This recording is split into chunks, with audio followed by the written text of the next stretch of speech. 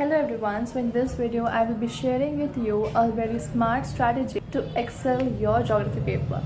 तो बेसिकली बात ये है कि you don't need to extend your geography syllabus as much as it looks. आपको geography का पेपर जो है काफ़ी रिड्यूस करके करना होगा, जैसे मैं आपको बताने वाली हूँ. And this is the strategy which I use during my preparation. ज़रूरी नहीं है कि आप इसको यूज़ करो ही करो, अगर आप पूरा करोगे तो बहुत ही अच्छी बात है, like that's the best thing. लेकिन अगर आप मेरी स्ट्रैटेजी फॉलो करोगे या मेरी ट्रिक फॉलो करोगे तो it won't cause you any harm. Okay, so let's start the video. First let me introduce you with my geography book which I used during my preparation. So this is the book which I used during my preparation. यही discovering the world. और मैं इसका syllabus दिखाती हूँ. हमारा टोपो sheet और map आता है. तो टोपो शीट और मैप तो बहुत ही ज़्यादा इंपॉर्टेंट होता है. लाइक उसकी प्रैक्टिस तो आपको अच्छे से होनी ही चाहिए. और साथ में जो आपका बेसिकली मैं आपको बताने वाली हूँ आपके सब्जेक्टिव चैप्टर्स के बारे में. जैसे आपका chapter 6 climate, soil resources, natural vegetation, water resources and etcetera etcetera. तो अगर आप मेरी बात माने तो उसमें होता है कि अगर आपने ज्योग्राफी का पेपर पैटर्न देखा होगा तो उसमें क्वेश्चंस जो होते हैं वो हर चैप्टर से पूछे जाते हैं. लाइक यहाँ पे आई गेस 9 क्वेश्चंस होते हैं. एंड आई गेस आपको आउट ऑफ 9 क्वेश्चंस में आपको 5 अटेम्प्ट करने होते हैं. राइट, 5 अटेम्प्टिंग के लिए आपको दिया जाता है. तो अब अच्छा होगा, लाइक बहुत अच्छा होगा अगर आप 9 के 9 रट के चले जाओ, अच्छे से पढ़ के चले जाओ, बहुत ही अच्छा होगा.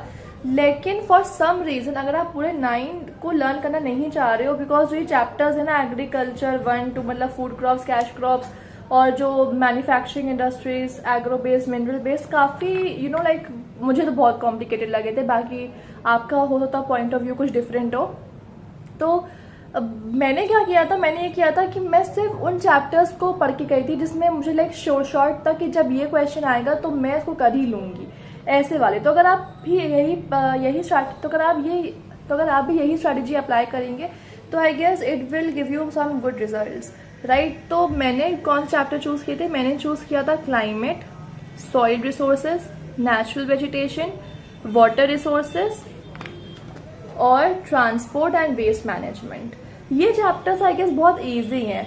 तो अगर आप इनको कर लोगे तो आई गेस आपका ये वाला पार्ट तो हो ही जाएगा. और जो बाकी आपका मिनरल एनर्जी रिसोर्सेज है, agriculture, food crops, cash crops, manufacturing industries, agro based and mineral based, ये जो आपके बाकी चैप्टर्स हैं इनको आप फॉर योर MCQs कर लो.